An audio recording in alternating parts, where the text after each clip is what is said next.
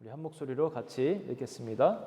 사흘 되던 날에 갈릴리 가나에 혼인이 있어 예수의 어머니도 거기 계시고 예수와 그 제자들도 혼인의 청함을 받았더니 포도주가 모자란지라.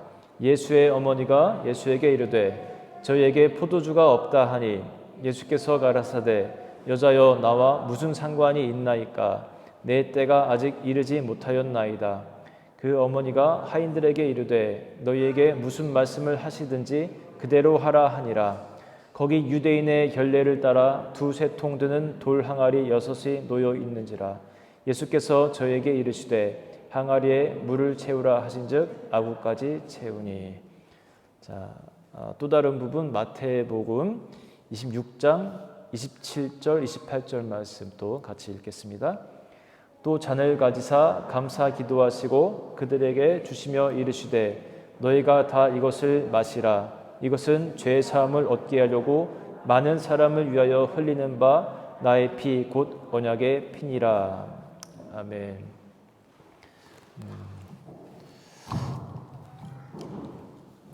제가 얼마 전 성경 통독에 그 가이드 글을 쓰면서 이런 얘기를 한 적이 있습니다.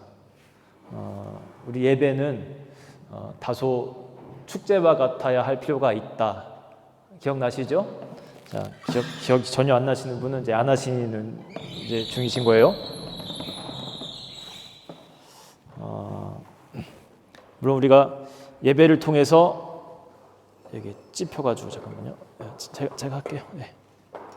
예배를 통해서 우리가 회개도 있고 눈물도 있고 하면 좋지만 또 한편으로는 어떤 축제와 같은 그런 모습이 있을 필요도 있습니다. 그래서 저는 사실 그런 마음으로 많이 준비를 해갖고 와요. 기쁨의 예배, 하나님께서 기뻐 받으신 축제와 같은 예배, 그런 의미로 제가 퀴즈를 하나 준비했습니다. 제가 이 퀴즈 준비하느라고 힘들어요. 머리를 많이 짜내야 됩니다. 영국 마트 중에 다이어트에 좋은 마트가 있습니다. 우리 여기 엑시터에도 있어요. 어디를 가시면 여기는 좀 괜찮습니다. 다이어트에 도움이 돼요. 뭐요? 정답입니다. 웨이트로스. 하나 더 있습니다. 여기를 가면은 이제 쇼핑센터 같은 것이기도 한데 지갑이 막 열려서 조심해야 돼요. 늘 주의하면서 다녀야 됩니다. 막스 앤 스펜스. 막 쓰고 막 스펜드하기 때문에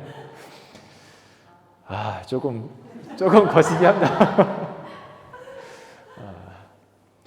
뭔가 조금 실패한 것 같아요 오늘. 기분이 별로 안 좋네요. 자, 여러분 마트 갈 때 어때요? 좋죠? 또 쇼핑할 때 기분 좋죠? 아이 쇼핑도 하고 기쁨의 마음으로 오늘 이 예배도 그렇게 여러분 맞이했으면 좋겠습니다. 자, 첫 번째 봤던 그 본문의 내용 여러분 잘 아시는 내용입니다. 이 내용을 가지고 신학교에서 시험을 본 적이 있어요. 이제 영국에서 있었던 일입니다. 19세기에 케임브리지 대학에서 그 신학 과목 시간에 학생들에게 문제를 냈습니다. 주관식 문제입니다.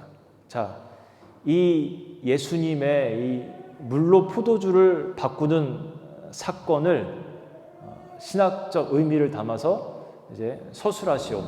한 문제가 나온 거예요. 2시간짜리 시간입니다. 뭐 학생들마다 저마다 열심히 적었죠. 그런데 유독 한 학생이 가만히 창밖만 바라보면서 그냥 이렇게 먼 산만 바라보고 있는 겁니다. 감독관이 계속 주시를 하다가 시간이 이제 얼마 안 남았어요. 그래서 가서 이제 주의를 줍니다. 아무것도 안 적어내면 이제 학사 경고를 맞을 수 있으니까 뭐라도 한 줄 적어내라고. 마지막 이제 그 순간에 이 학생이 딱 한 줄 적어내고 나갑니다. 뭐라고 하는지 아세요? 보여주실까요?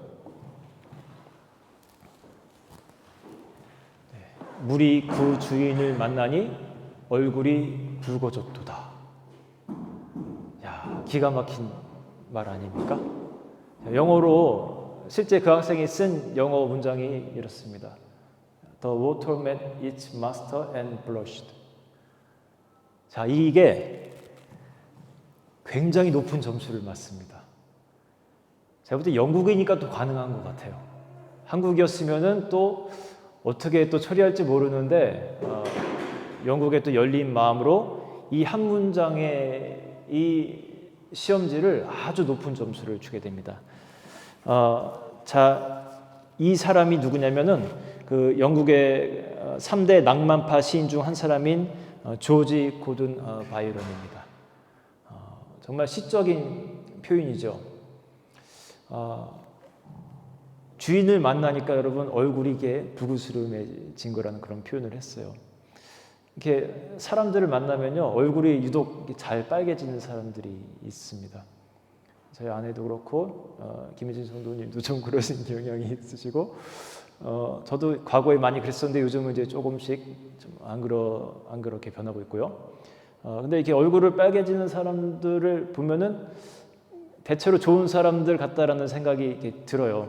이렇게 좀 순수하기도 하고 부끄러워할 줄도 알고. 우리가 지금 이 시간 우리의 마스터를 만나고 있는 중입니다. 그렇죠, 여러분? 네. 좀 어떻게 좀 빨개지시는 그런 경향이 있으신가요? 이 시간을 통해서도 여러분 정말 우리의 마스터를 만나고 있는데 우리가 부끄러운 마음 때로는 또 감사한 마음, 기쁜 마음 또 내 죄가 때로는 또 쑥스럽고 그런 마음 여러 가지 그런 마음 우리가 갖고 주님 만났으면 좋겠어요. 오늘 제가 이 그리스도인과 포도주에 관련된 그 관계에 대해서 말씀을 드리려고 합니다. 포도주를 먹어도 되냐 마냐 이걸 갖고 지금도 많은 사람들이 생각이 갈립니다.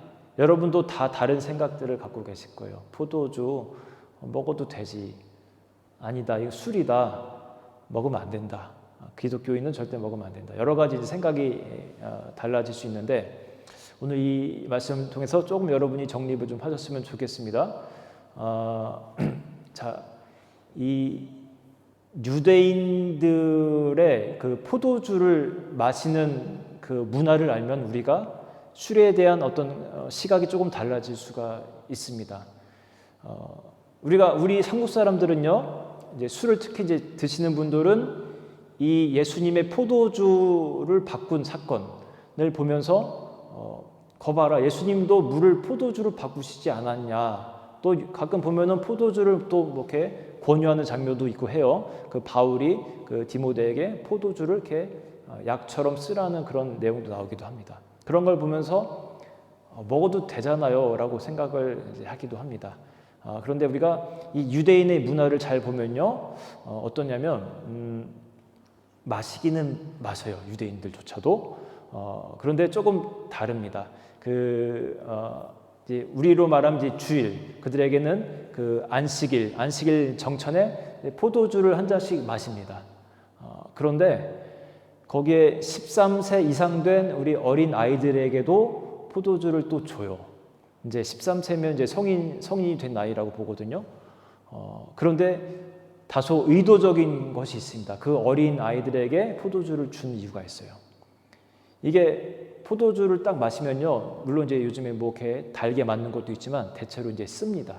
그러면서 그 아이들이 딱 마시면서 이 쓴 걸 왜 마시지라는 생각이 이제 드는 거예요. 차라리 좀 달달한 포도 주스 같은 거를 마시면 좋겠는데 왜 아버지는 나에게 이 포도주를 주는 거야라는 생각을 일부러 그들에게 심어줍니다. 취하지 말라라는 어떤 그런 가르침이 이 안에 이제 담겨 있는 거예요. 그리고 그 유월절이면 그 이스라엘 사람들에게 굉장히 큰 어떤 축제와 같은 날이거든요. 그때도 포도주를 저녁 6시부터 이제 유월절 만찬을 하는데 자정까지 포도주 4잔을 마십니다. 한 사람당. 그럼 꽤 많이 마시는 것 같잖아요. 그런데 어떻게 마시냐면 이 포도주 하나에 물 3개를 섞습니다. 그래서 그 양이 4개가 되는 거예요. 그렇게 해가지고 이 4잔을 마십니다.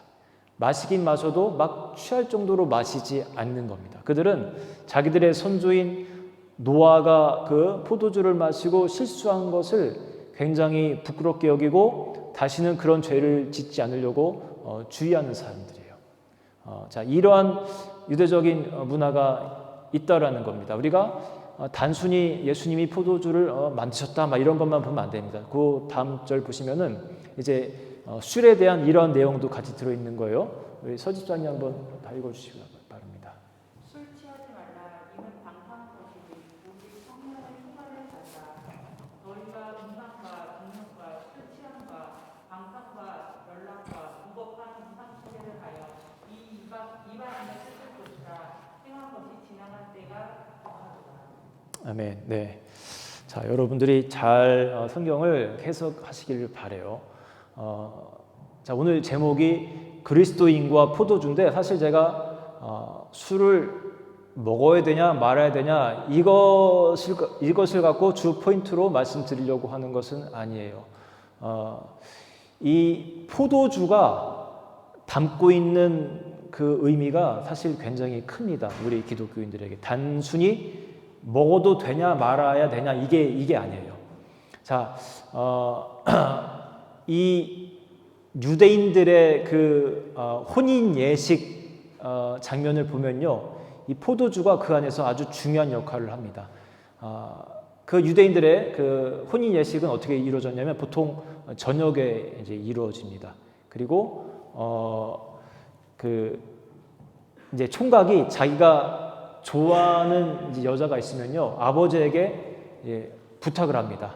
돈을 좀 주십시오.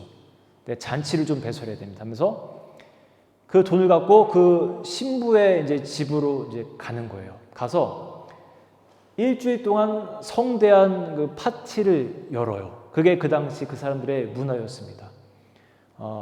그러면 일주일 동안 뭐 친척도 오고 친구도 오고 동네 사람들이 다 와서 정말 아주 성대한 뭐 파티와 같은 그런 분위기로 이 시간을 갖는 겁니다. 그러면서 이 부인 될 사람과 또 부인의 엄마 아버지들이 이 총각을 유심히 보는 거예요. 그냥 사귈 때 바깥에서 그냥 외식하고 할 때 모르던 모습들이 이 일주일간의 시간 속에서 많이 나타납니다. 우리도 그래요. 우리도 함께 시간을 보내다 보면요, 모르는 부분을 많이 알게 돼요. 언제 잘 아는지 아세요? 영국 살면서 가족끼리 같이 캠핑을 가면 한 2박 3일, 3박 4일 캠핑 가면요, 모르던 부분들을 또 많이 알게 됩니다. 인격이 많이 나와요. 정말 그래요. 이 파티 속에서도 이제 그러는 거예요. 그리고 일주일이 다 끝나면요, 그 총각이 포도주를 한 잔 따라가지고 그 신부에게 이렇게 줍니다. 이제 올려놔요. 그러면 자, 신부가 그 포도주를 받아든다. 그거는 예스라는 얘기예요. 우리가 지금 이제 반지나 꽃을 막 이렇게 주는 것처럼 프로포즈할 때 마찬가지입니다. 그런데 신부가 받아들이지 않는다. 그러면 이제 노라는 거죠. 그러면 뭐예요? 남자는 그냥 돈만 탕진하고 이제 자기 집으로 돌아가는 겁니다. 자, 예스일 경우에 그러면 그날 밤 바로 이제 결혼식이 이루어지는 것이냐? 또 그건 아니에요. 이 총각은요, 또다시 집으로 그냥 돌아갑니다. 그리고 약 한 1년 정도의 시간을 이제 아버지 집에서 보내게 됩니다. 뭘 하냐? 뭘 할 것 같으세요? 1년 동안 초소를 마련합니다. 같이 살 집을 마련하는 거예요. 예나 지금이나 한국이나 이스라엘이나 남자들이 아주 고생을 많이 했어요. 요즘 뭐 우리나라는 조금씩 많이 바뀌어지기도 하는데 우리의 아버지 시대 분들은 정말 그랬죠. 남자들이 다 집을 장만해가지고 너는 젓가락만 갖고 와라, 숟가락만 갖고 와라 그랬죠. 수고 많이 했습니다. 아버지들이. 우리가 인정할 건 인정하자고요. 자, 이렇게 해서 이제 유대인들의 그 혼인 잔치가 이루어졌는데 그 사사기를 한번 보여주시면 그런 증명이 나타납니다. 그 삼손 시대에도 이런 부분이 있었어요. 우리 안 집사님 한번 읽어주시기 바랍니다.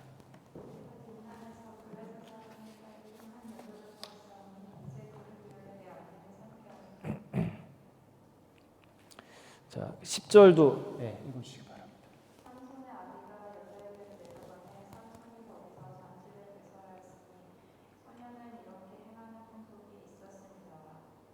네. 자, 삼손 시대에도 그랬고요. 자, 그러면요, 이 1년에 떨어져 있는 시간은 도대체 이 두 사람의 관계가 이제 뭐냐? 지금으로 말하면은 약혼 관계 같은 겁니다. 이 관계가 성경에 나와요. 아주 유명한 분들 사이에. 예수님의 어머니 아버지 그 요셉과 마리아 사이가 바로 이러한 관계였습니다. 그러니까 떨어져 있는데 애가 생긴 거예요. 그러니까 이제 그때 난리가 난 거죠. 자, 그런데요, 이런 관계가 예수님과 우리와의 관계이기도 합니다. 자, 포도주가 또 등장을 합니다. 예수님의 그 첫 번째 이적 뭔지 아세요? 오늘 우리가 본문으로 봤던 내용입니다. 바로 그 물로 포도주를 만든 사건이 예수님의 공생의 사역 동안에 일어났던 첫 번째 이적입니다. 그리고 예수님이 우리에게 마지막으로 주셨던 것 뭔지 아십니까? 포도주예요. 네. 자, 보여주십시오. 우리 한번 읽어주시기 바랍니다. 또 잔을 가지사 감사 기도하시고 그들에게 주시며 이르시되 너희가 다 이것을 마시라. 이것은 죄 사함을 얻게 하려고 많은 사람을 위하여 흘리는 바 나의 피 곧 언약의 피니라. 네, 여기 나오는 이 잔이 포도주 잔을 말하는 거죠. 그리고 당신의 그 포도주로 비유하신 정말 그 당신의 피를 십자가에서 다 흘리고 인간에게 주고 가신 거예요. 그 신랑이 신부될 사람에게 우주 메리미 하면서 이렇게 올려놨던 그 포도주와 같은 의미가 이곳에 담겨 있는 겁니다. 그리고는 정말 가신 거예요. 조금 이따 말씀드릴 텐데 초소를 마련하시기 위해서 가신 겁니다. 여러분, 이게 예수 그리스도의 우리 인간을 향한 프로포즈와 같은 겁니다. 얼마나 여러분 놀라운 일입니까? 인간 사이에서도 남녀 사이에서도 프로포즈 제대로 안 하면 이제 두고두고 박해와 그 핍박을 받습니다. 제가 프로포즈를 할 때 어디 강변에서 이렇게 지나가다가 했거든요. 잠깐 차를 세워놓고 오징어를 씹으면서 제가 나랑 결혼할까요? 그런 적이 있어요. 두고두고 뭐라고 합니다. 프로포즈를 그딴 식으로 하냐고. 오징어 씹으면서 결혼하자고 한 사람이 어딨냐고. 그런데 여러분, 예수 그리스도의 그 프로포즈를 한번 생각해 보십시오. 당신의 그 피, 그 포도주를 우리에게 주시면서 기다려 달라고. 여러분, 이게 선행하시는 사랑이에요. 먼저 주님이 우리를 사랑하신 겁니다. 우리가 먼저 주님께 나간 것이 아니라 신학적 용어로 선행하신 사랑이라고 그래요. 자, 그 다음 구절을 보시면요, 우리 박문 시장님 한번 읽어주시기 바랍니다. 사랑은 여기 있으니 우리가 하나님을 사랑하는 것이 아니요 하나님 우리를 사랑하사 우리 죄를 속하기 위하여 화목 제물로 그 아들을 보내셨습니다. 예, 그 다음 구절도 한번 읽어주세요. 우리가 사랑하면 그가 먼저 우리를 사랑하여 하셨습니다. 네, 여러분, 우리가 이렇게 교회에 나와서 예배를 드리고 있고요. 내 인생 어딘가에 내가 지금 이 순간 이렇게 교회에 나와서 예배를 드리고 있습니다. 내 결단으로 나와 있는 것 같은데 알고 보면요, 하나님의 부르심이에요. 하나님의 그 오래전 그 프로포즈가 있었기 때문에, 먼저 오신 사랑이 있었기 때문에 내가 지금 이 구원의 자리에 현재 나와 있는 것입니다. 그리고 예수님께서 이제 올라가신 후에 아까 말씀드린 것처럼 뭘 하고 계시냐면요, 그 다음 우리 김나희 씨 한번 읽어주시기 바랍니다. 내 아버지 집에 거할 곳이 많도다. 그렇지 않으면 너희에게 일렀으리라. 내가 너희를 위하여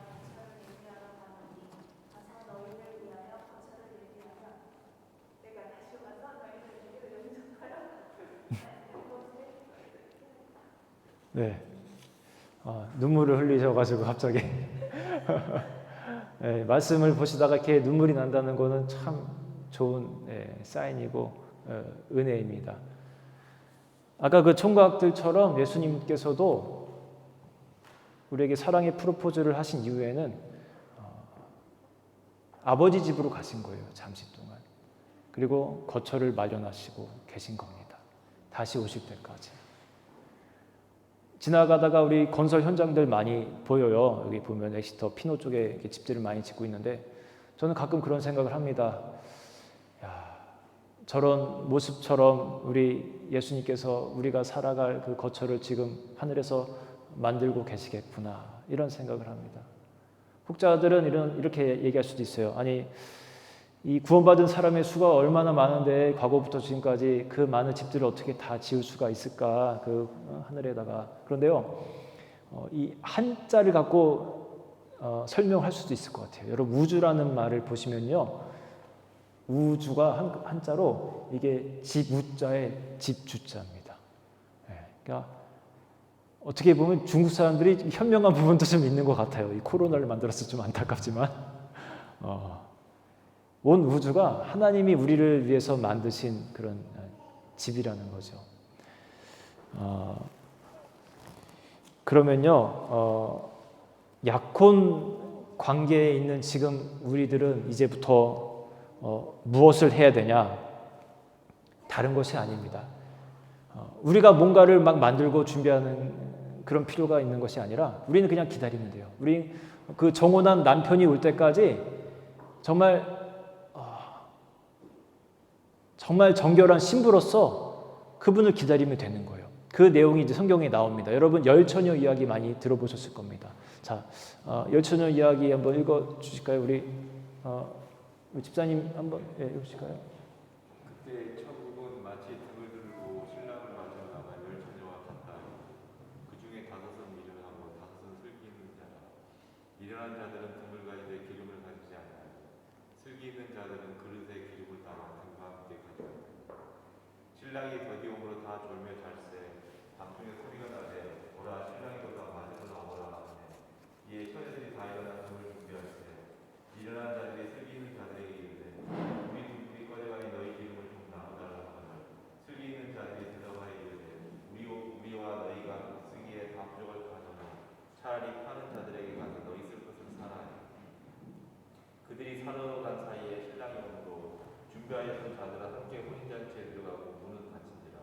그 후에 남자들이 와서 이르되 주여 주여 우리에게 열어주소서. 대답하여 이르되 진실로 너희에게 이르노니 내가 너희를 알지 못하노라 하였느니라. 그런즉 깨어 있으라 너희는 그날과 그때를 알지 못하니. 네. 자, 이 비유를 우리에게 알려주신 이유가 있어요.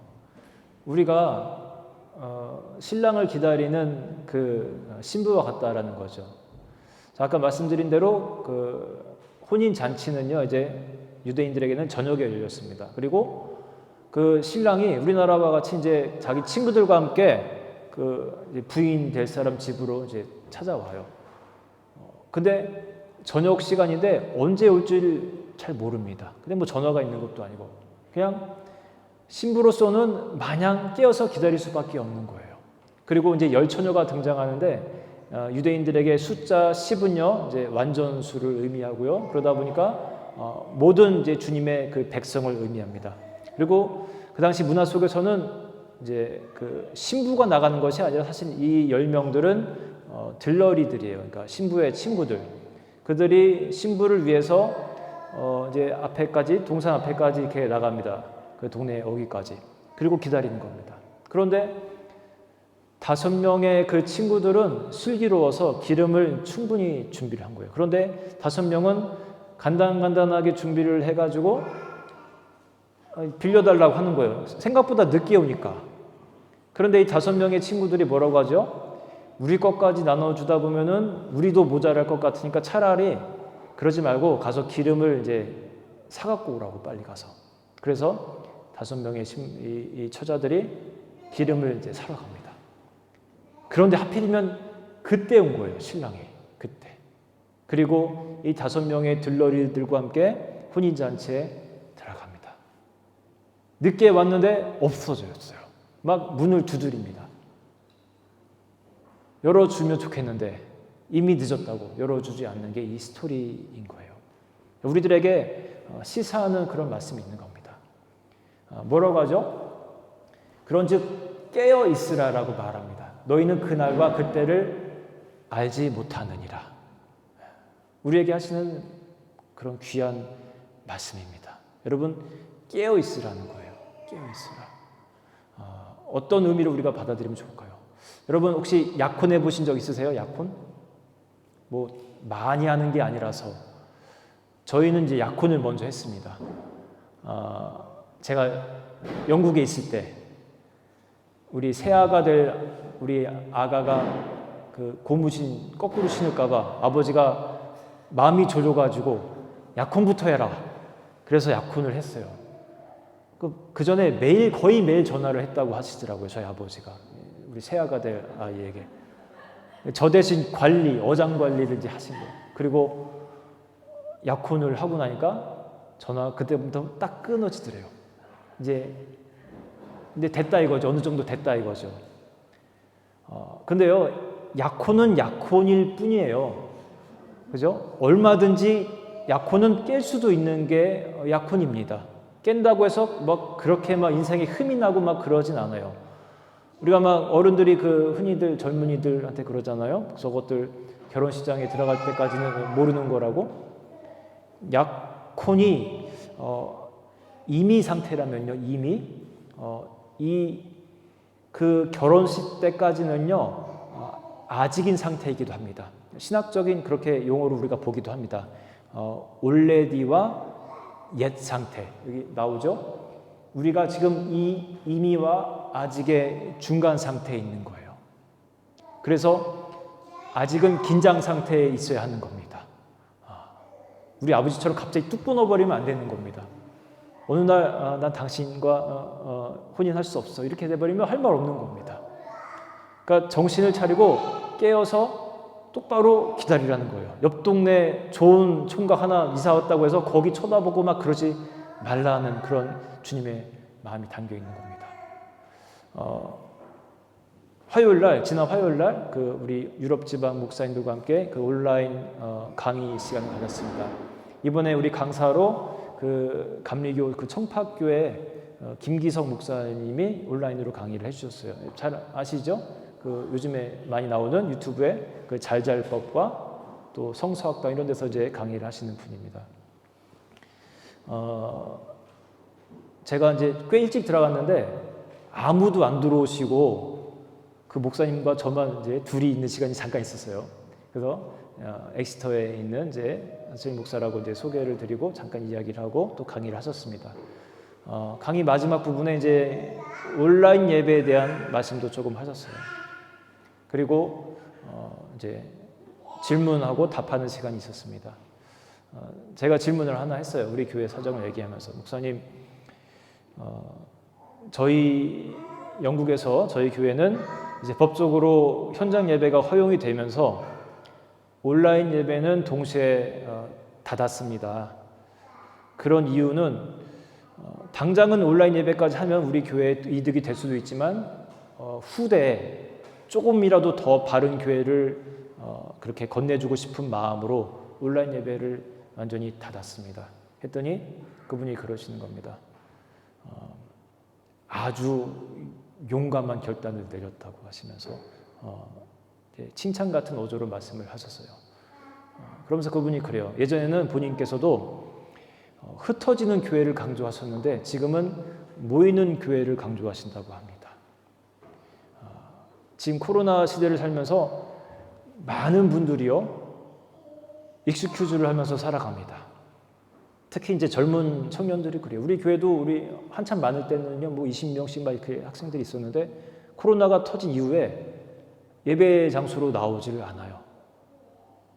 핑계는 그겁니다. 사람 많은 곳에 가면 안 되지 하면서 그런데 정작 사람 더 많은 다른 곳에는 다 돌아다녀요. 교회만 안 옵니다. 어른들도 마찬가지인 것 같아요. 약간은 우리 벌써 새로 오신 가정들이 꽤 계신데 평상시 같았으면 벌써 몇 가정 이미 오셨을 거예요. 그런데 이 코로나 때문인지 뭔지 모르겠는데 잘 안 오십니다. 여러분, 하나님 앞에 우리가 지켜야 돼요. 우리의 신앙을요, 여러분, 잘 지켜야 됩니다. 그 신부에게 원하시는 것 딱 한 가지입니다. 기다리라. 정말 신랑을 기다리는 마음으로 잘 기다리라. 깨어 있으라. 그겁니다. 우리에게 주시는 말씀이에요, 여러분. 너무나 안타까운 시대를 살아가고 있습니다, 여러분. 그러나 여러분, 환경에 따라서 여러분의 신앙이 변형돼서는 안 됩니다. 여러분에게 물으실 때 정말 믿음을 잘 지키고 있었니? 어느 날 갑자기 딱 오셔가지고, 당장 오늘 밤 오셔가지고 너 지금 신앙의 자리에 있니라고 물어볼 때 당당하게 말할 수 있어야 됩니다, 여러분. 그냥 막 익스큐즈 하면서 이래서 제가 그랬어요. 그런 모습 보이면 안 됩니다. 그 시간과 때를 알지 못한다고 했어요. 딱 오셔가지고 우리가 하는 말이 뭐 요즘에 이래서 제가 좀 그렇고 있었네요 하면서 이런 핑계를 댈 때 하나님 얼마나 가슴이 아프겠습니까? 우리의 대답은요, 예, 주님, 자랑스럽게 내가 믿음의 자리를 지키고 살아왔습니다.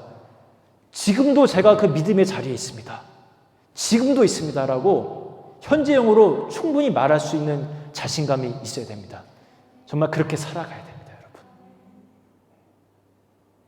자, 오늘 이제 이 설교를 이렇게 마칠 겁니다. 오늘 여러분에게 주시는 메시지 여러분 기억하시기 바랍니다. 주의 영광 이곳에 가득해 우린 선의 주님과 함께 찬양하며 우리는 전진하리